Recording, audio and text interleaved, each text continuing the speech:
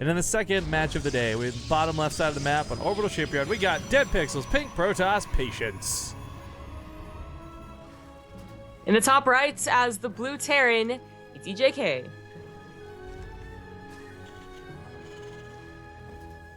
So I made this really silly intro for Bjorn, but then I was speaking with Olivia this morning. She's like, it might be a little bit awkward if you got like this super hype intro for like one guy, but not the other. So I'm hoping today's not the day where Bjorn loses, because what I'm going to want to try and do instead is use it as like his victory screen if he wins. Okay. Sounds fair enough. I do wish we had like a confirmed map pool though, because doing map intros, it's a lot of work, and I really hate to kind of have to wait so long to do them. But yeah, people were going to start forgetting that Base TV even had map intros. They're going to be like, oh yeah, GSL had those. It's like all these people criticize us for getting lazy with success, right? Like, Base TV doesn't even try it anymore. It's like, well, no, we just can't. No, you guys are right. We don't try anymore. We just coast on our fame, making that esports money. That super famous esports money that we've been getting. Like, oh my god. Oh yeah. I have like 4 pet panthers, for those who don't know. Wow. That actually sounds like an amazing use of money. Well, I named each of them Artosis, so it's really awkward because I never remember which is which. Artosis. No, the other Artosis. The real one that comes in the room. What? No. I'm talking about cats. Go away. I would get cheetahs. Cheetahs, I feel like, would probably be more likely to kill you in your sleep. And a tiger, for example, would be one of those things that would accidentally kill you because it'd be too playful. But maybe a lion. Why? Why do you think cheetahs would be more prone to kill you? Dog, those things are like vicious, man. No, they're not. I'll have you know, I've seen a half of a documentary on YouTube of cheetahs. No, they're like the most cowardly animals. And I have seen Beast Wars, which had Cheetor in it. He was a cheetah. And he was not very fearsome. He was the jokester. If you recall, I'm just that was Rat Trap. He was the joke, okay? Wasn't Cheetor also the jokester though? No, he was like the sensitive. You're losing on all fun stuff. Just accept that cheetahs are not the best animal, okay? No, they certainly aren't, but I still love them. Like, they're also kind of like dumb. Like, it's surprising that they still exist, but that gold mineral hype for EJK. Yeah. I like this start though. So it's a little bit more paranoid, but it's a lot more safe. He's gonna get the bunker at the front. The Cyclone followed up, so this Stargate is not gonna kill him. A Depth pushes through the main, wouldn't kill him.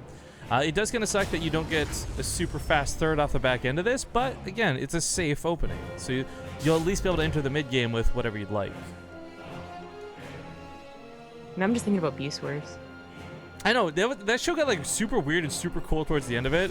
And then they go home to Cybertron and it becomes like organic and hippies and they lose their weapons. I'm like, this is lame, yo. Yeah, my friend maybe rewatched it like a couple of years ago, and it was okay, but I used to have the cheetah figurine that every few years I would figure out how to transform, but then for a few more years I would forget, so like it would be stuck in either like the cheetah form or like the You're just like them from the show because they went back to Cybertron and forgot how to transform. Exactly, it was all the plan. Yeah, I got rid of it though. I really shouldn't have. Actually, a cool toy. This is gonna be a throwback to the past for anyone who remembers. Shadow Raiders was a show that was like from that era, that same 3D. It had like the planet of ice and planet of fire and rock and all that. That was the show. That. Well, I just remember that the planet Bone had spaceships that looked like rip-offs of drones. Like it was just straight up a drone from StarCraft, and that's why I watched that show. That's funny. That's funny. I had like Ronin Warrior figurines too, and those were really cool. Why did I get rid of all this stuff? All I have is my Dragon Ball Z figures now. Damn. I got lame as I got older, Rifka. Dang it. We are going to see mech attempted again out of EJK. This is kind of interesting to see. It's off a much more defensive setup. And once again, I'd like to stress that mech going to air can work. We've seen it happen, referencing, again, Lily Canine versus Theo. Look for any of those VODs on YouTube. It trades back and forth. Battlecruiser versus Tempest is really funny because one game it'll win, one game it'll lose. And not because you've done anything particularly different. Well, Patience goes for the fairly quick third Nexus, which EJK does scan, and it's not so bad. Mechs can still hold off on a third for like a while longer than the races, but in Legacy of the Void, they still won it a lot quicker than they used to. So any harassments, any pressure that patients can put on with any amount of units is good. The Oracle not really adding a ton of pressure. I mean, just constantly scouting and, you know, constantly confirming that it is in fact mech. So, okay, I saw 3 factories earlier, but maybe he's gonna instead float them to the corners of the map and go barracks. Maybe you go for starports again. Doesn't want to be caught out by surprise by the Banshees. Adepts were probably going to die being chased by the Cyclones, so I suppose it's better they took what they could with them. The Marines really didn't need to die, though, which is the awkward part. Not a big deal, a couple units dead, not the end of the world here for EJK, but we do have a proxy gateway coming down, and this isn't because, oh, I want to be cheesy with proxies, it's because you need this to warp in faster, so it does look like Patience is going to start laying on the pressure in a few moments, and it's going to be Blank Stalkers, it's going to be a Warpers, and probably unloading some Adepts in the main simultaneously. It's going to be nasty.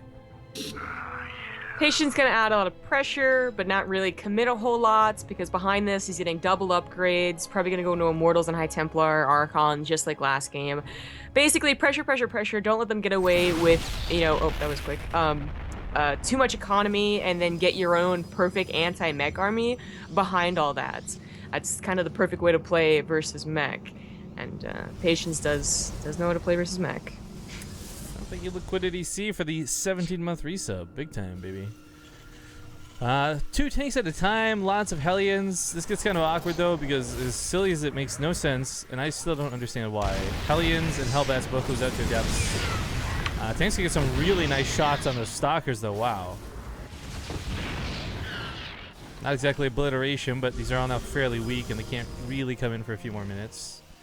The Revelation is a nice touch because it means if the Oracle can't provide high ground vision, he can still see up there to blink if he wanted to. But for Patience's sake, I mean, as weird as it is, if he waits too long, there are going to be Liberators. There are going to be defensive units capable of holding this on 3 bases.